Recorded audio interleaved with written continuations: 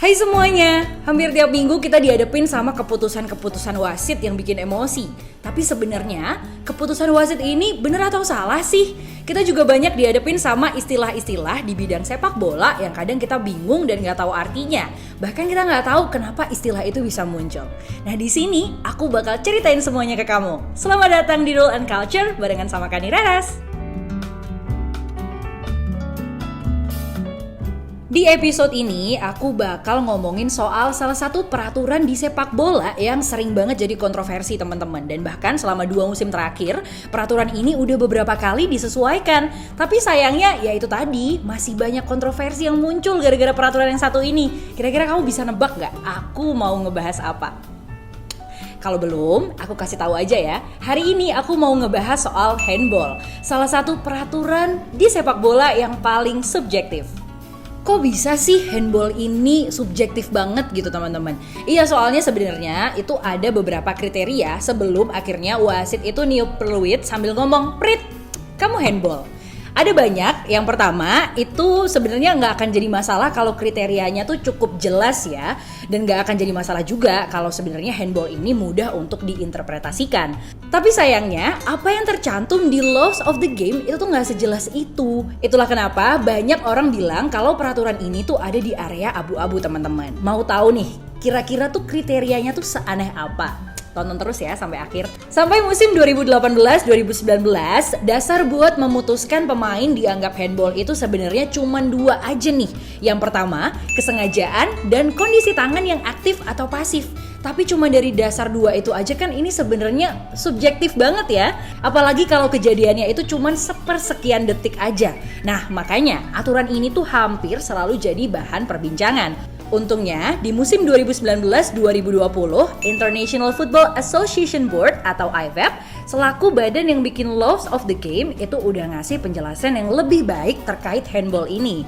Nah, selain kesengajaan yang masih tetap ada di dalamnya, IFAB juga nambahin beberapa kriteria buat memperjelas. Jadi, pemain itu akan dianggap handball kalau satu, yang pertama, sebelum gol tercipta, ada pemain yang menyentuh bola dengan tangannya. Nah, khusus buat poin ini, faktor kesengajaan itu nggak dipertimbangkan ya. Jadi, walaupun bolanya nggak sengaja kena tangan pemain yang mau ngegolin, golnya tetap dianggap nggak sah dan pemain itu dianggap sebagai handball. Nah, kalau aturan ini dari dulu udah berlaku, pasti golnya Koscielny ke gawang Burnley di tahun 2016 itu bakal dianggap nggak sah. Soalnya bola itu kena tangan Koscielny dulu sebelum akhirnya masuk ke gawang.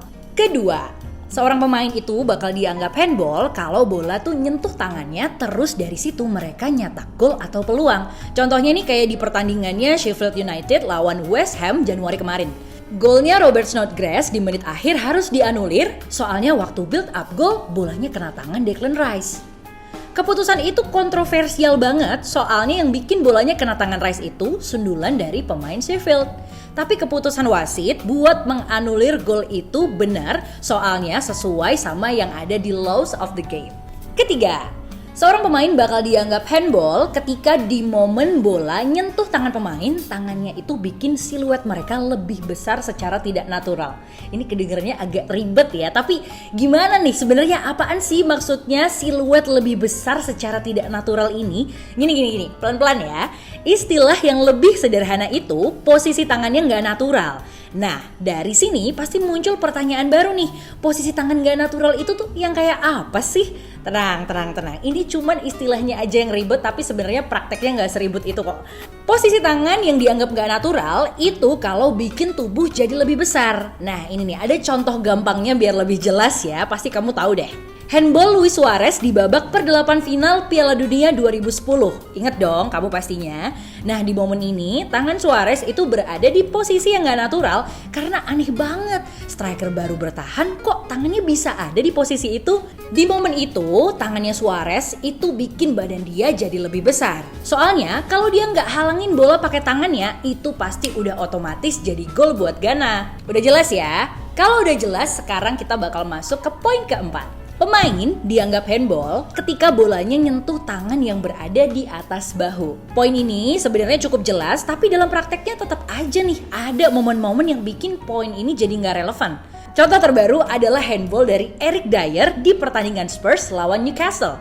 Di situ, Dyer kalah duel udara lawan Carroll. Karena ada sedikit dorongan badan Dyer, jadi agak condong ke depan, waktu turun dan reflekslah bikin tangannya bergerak ke atas. Di belakangnya, Carroll yang menang duel udara nyundul bola ke arah tangannya Dyer. Alhasil, bola pun jadi kena tangan Dyer dan wasit ngasih penalti. Lagi-lagi, walaupun wasit bikin keputusan yang benar, tapi tetap aja dalam kasus ini poinnya jadi aneh banget, ya nggak sih? Selain bikin kriteria yang harus dipenuhi sebelum pemain dihukum karena handball, IFAB juga bikin kriteria yang bikin pemain aman dari handball. Tenang aja jadinya ya. Jadi walaupun bola kena tangan, pemain bisa bebas dari handball. Ini nih kriterianya. Musim ini IFAB lagi-lagi sedikit mengubah peraturan handball nih. Pertama, mereka memperjelas bagian mana yang dianggap tangan dan juga bahu. Jadi musim ini bagian yang dianggap tangan itu nggak boleh dipakai untuk mengontrol bola atau mencetak gol. Dimulai dari ujung jari sampai dengan bawah ketiak. Poin berikutnya adalah ketika bola menyentuh tangan pemain secara tidak sengaja. Handball bisa diberikan maupun tidak, itu tergantung situasinya. Jika gol atau peluang tercipta sesaat setelah bola mengenai tangan pemain tersebut, maka dia dianggap handball. Jika setelah mengenai tangan, lagi-lagi walaupun tidak sengaja, bolanya memantul dan terjadi peluang gol dari situ, maka handball juga akan diberikan. Handball tidak akan diberikan apabila setelah bola mengenai tangan secara tidak sengaja, bola berpindah cukup jauh sebelum akhirnya terjadi gol. Poin ini sebenarnya cukup kontroversial ya, karena di gol ketiga Chelsea pas lawan West Brom, jarak dari bola kena tangan Havertz sampai dengan Tammy Abraham ngegolnya itu nggak terlalu jauh. Jadi seberapa jauh bola berpindah ini lagi-lagi subjektif banget. Nah, yang terakhir ini habis banyak banget keputusan-keputusan kontroversial di Premier League. Nah, mereka itu memutuskan untuk kasih sedikit kelonggaran buat para pemain. Mulai dari matchday 4, semua bola kena tangan secara nggak sengaja bakal dilihat secara kasus per kasus. Jadi nggak disamaratakan kayak yang ada di peraturannya IFAB. Tapi kalau posisi tangannya ada di atas bahu pas bola kena tangan, itu bakal tetap dianggap handball. Dampak dari kelonggaran ini sebenarnya apa sih?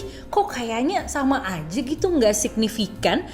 Apa jangan-jangan ini cuma formalitas doang ya? Tapi enggak, ini nggak cuma formalitas aja. Kalau aturan ini diterapkan sejak matchday 1, setidaknya bakalan ada 2 penalti yang nggak akan dikasih.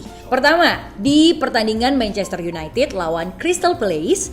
Nah, itu waktu bola kena tangan Lindelof. Terus yang kedua, di pertandingannya Crystal Palace lawan Everton pas bolanya kena tangan Joel Ward. Mereka itu nggak punya banyak cukup waktu untuk ngerespon bola yang datang ke arah tangan mereka, soalnya jaraknya terlalu dekat. Di sisi lain, ada 2 keputusan yang nggak akan berubah, yaitu handball Dyer dan juga Maupay.